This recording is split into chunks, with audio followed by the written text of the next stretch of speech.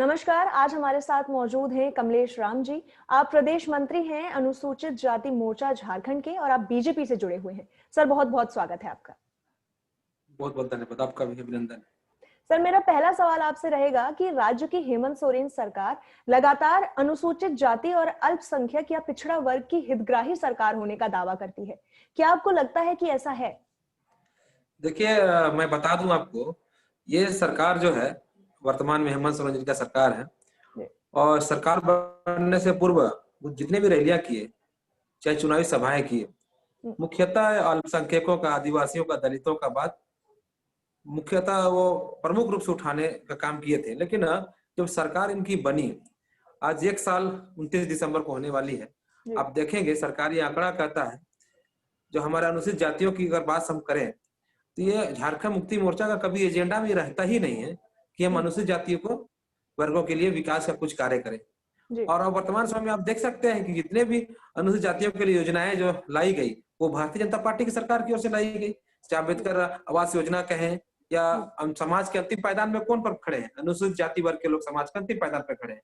और अंतिम पायदान को मुख्य धारा पे लाने के लिए चाहे भारतीय जनता पार्टी अंत्योदय योजना जो लाई, अंतिम लोगों के उदय करने की, तो भारतीय जनता पार्टी की सरकार लाई। लेकिन वर्तमान में हेमंत सोरेन जी की सरकार है, ये अनुसूचित जातियों के लिए ये कुछ नहीं कर रही है। बस अनुसूचित जातियों के लिए अगर सिर्फ चुनाव से पहले जितना वादा किए, वर्तमान समय अनुसूचित जाति अपने आप को ठगा महसूस कर रही है। सर, झारखंड के कई ऐसे जिले हैं जहां पर राज्य में जितने भी विकास कार्य होते हैं उनका लाभ नहीं पहुंच पाता है, जिसके चलते अनुसूचित जातियों के भी ऐसे लोग हैं जो इन सारी चीजों से वंचित रह जाते हैं। तो ऐसे में आपकी ओर से क्या कुछ किया जाता है? देखिए, हम लोग हमेशा भारतीय जनता पार्टी का उद्देश्य ही रहता है, दबे कुचले जो समाज है, दबे कुचले लोग हैं, गरीब हैं, आदिवासी हैं, दलितों हैं, ये लोगों को सरकार की सारी योजनाओं को लाभ घर तक पहुंचे।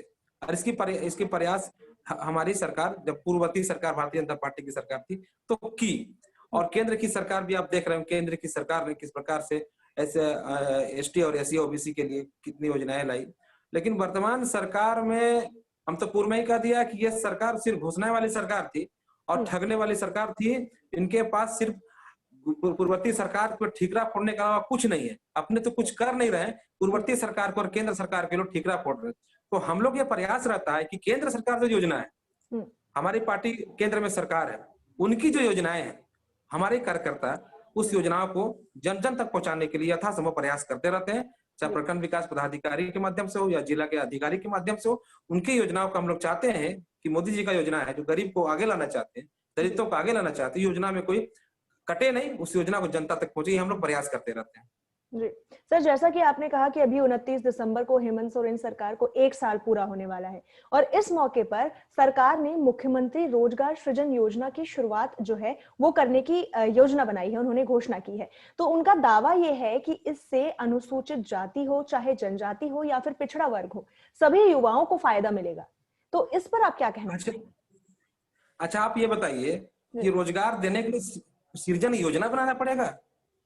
1 साल हो गया, अब 1 साल का आप जवाब जनता को नहीं दे सक रहे हैं, तो रोजगार सृजन योजना ये क्या योजना है? क्या रोजगार देने के लिए योजना लाना पड़ेगा? सरकारी योजना ही बनानी पड़ेगी? मेरा यह कहना है कि सरकार को जनता इसलिए वोट दी थी कि आपने पूर्ववर्ती सरकार के जो मुख्यमंत्री थे उनको अब सीधा अब उनको आप क्या बोले उसके हमला कर रहे थे कि हम जब मेरी सरकार बनेगी तो हम ज्यादा रोजगार देंगे, महिलाओं को सुरक्षा करेंगे, नौजवानों का जो हक है उसको देंगे। लेकिन आप देखेंगे सरकार बनी, सरकार बनते ही अपराधियों का बोलबाला बढ़ गया।